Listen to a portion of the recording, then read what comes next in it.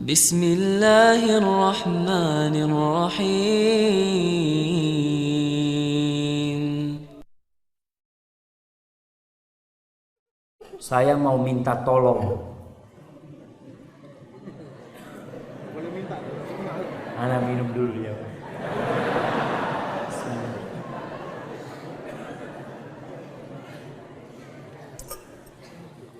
Minta tolong nasihat untuk para suami. Berarti Ana termasuk kan jemaah?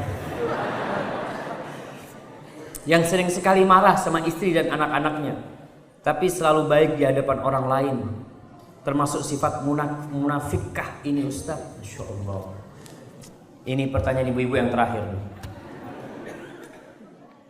Jadi jemaah, ya memang yang pertama ibu-ibu harus sabar menghadapi suami yang suka marah. Kenapa? Kenapa ibu mau sama dia? Ya kan ibu yang milih dia. Ya udah diterima, ini namanya bersyukur. Qanaah, ya udah Ustaz, memang suami anak suka marah, ya bersabar pertama. Kalau nggak sabar, yang ada cerai nanti. Lihatlah kepada kelebihan suami, tidak melihat kepada kekurangan suami. Kalau ibu melihat kepada kekurangan suami, insya Allah nggak ada yang punya istri di sini. Iya, karena suami ini bukan malaikat, banyak salah. Namun Rasul SAW mengajarkan kepada kita untuk memandang kepada sisi positif. Beliau mengatakan la yafraq mu'minun mu'minah. Nggak boleh itu seorang lelaki yang beriman membenci istri yang beriman. Apabila dia benci beberapa perilaku yang dia tidak sukai di istrinya, bukankah ada yang lain yang dia sukai? Maka nasihat anak sebelum anak kasih nasihat bapak, ibu-ibunya kasih nasihat dulu supaya menerima suaminya itu. Ya udah kayak gitu. Ada seorang wanita yang Masya Allah 17 tahun dia menikah, tiap hari ribut sama suaminya. Kenapa nggak cerai? Karena dia melihat masih ada kebaikan di suaminya. Tapi ada wanita yang setahun menikah cerai. Karena dia hanya melihat kepada kekurangan suaminya. Ketika ditanya, kenapa kau cerai? Suamiku itu tuh 1, 2, 3, 4, 5. Semua kesalahannya. Coba kau tanya, Mbak, kebaikan suami Mbak itu apa? Banyak sih. Kalau suruh ngitung kebaikannya, capek. Tapi kalau ngitung kekurangannya, cepet dia. Karena itu yang dia ingat. Kebaikan gak yang dia ingat ya Mak. Dan itu sifat wanita yang hanya melihat kepada kekurangan. Betul ibu-ibu? Jangan bilang salah, itu Nabi yang ngomong tuh. Sallallahu alaihi wasallam. Iya. Makanya kalau ada lelaki yang suka melihat kepada kekurangan istrinya, lalu mengingat-ingat, mengungkit-ungkit kesalahan istrinya, kayaknya bukan lelaki nih, perlu ditanya. Karena lelaki nggak kayak gitu. Seharusnya Allah jadikan lelaki itu pemimpin karena dia memiliki sifat kepemimpinan. Pemimpin itu melihat kepada kekurangan apa kepada kelebihan anak buahnya? Kelebihan. Kalau dia melihat kepada kekurangan anak buahnya, nggak ada yang diterima sama dia. Ketika daftar datang, sampean kekurangannya apa? Ada pertanyaan kayak gitu? Nggak ada. Yang ditanya, kamu bisa apa? Yang ditanya kelebihan selalu. Kita nggak ada urusan sama kekurangan. Semua orang punya kekurangan. Tapi yang dilihat kelebihan kamu itu apa? Di sini ibu-ibu, lihat kepada kelebihan suaminya. Adapun buat bapak-bapak, sama. Ingat, penghuni surga itu salah satu sifatnya kata Allah wal kadhiminal ghaidh. Orang-orang yang suka menahan emosinya itu insya Allah masuk surga.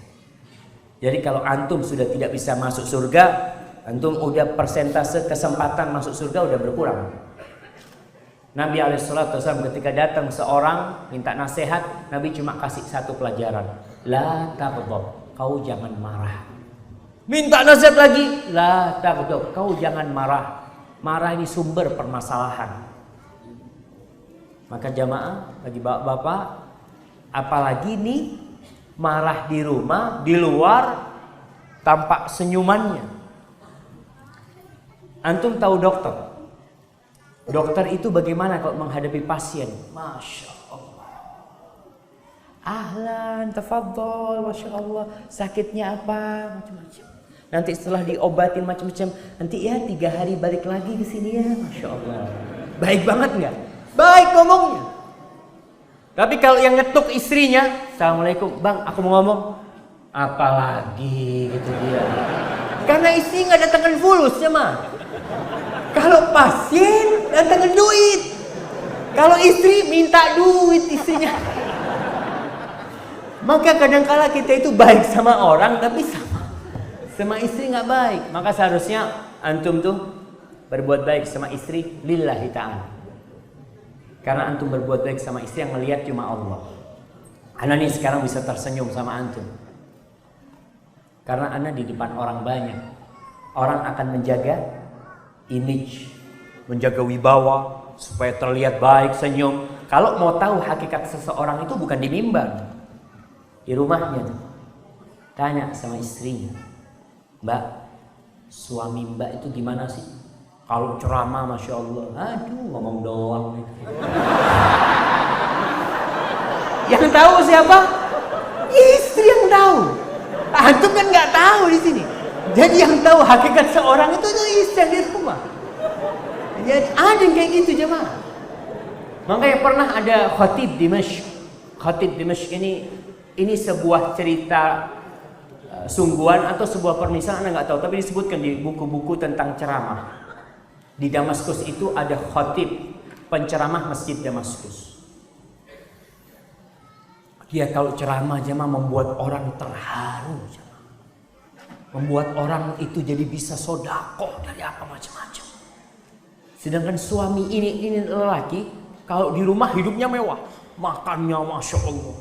Suatu hari khutbah Jumat, istrinya dengar, karena biasanya rumahnya imam, rumahnya khatib itu gabung sama masjid. Dia dengar ceramah suaminya. Suaminya ceramah dengan berapi-api menganjurkan penduduk Damaskus untuk bersedekah, untuk hidup zuhud, untuk tidak berlebih-lebihan, untuk berbagi. Masya Allah. Istrinya lagi nyiapin makan siang jemaah. Dia lihat, ya Allah, kayaknya suamiku sudah berubah. Itu makanan yang mewah dia sedekahkan ke tetangga-tetangganya jemaah. Selesai sudah.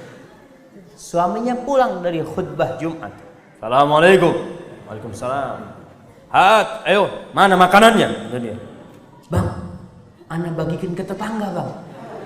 Ana dengar abang katanya suruh bagi-bagi ini itu macam-macam. Kata suaminya, ya Allah, aku ceramah buat penduduk Damaskus, bukan buat kau.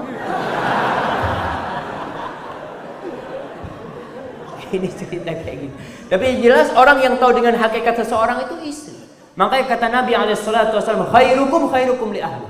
Orang yang terbaik di antara kalian adalah yang paling baik sama istrinya, bukan sama tetangga, bukan sama jemaahnya, bukan sama bosnya, bukan sama sohib, lah sama istri. Karena kita tinggal di rumah itu ya 24 jam dia tahu.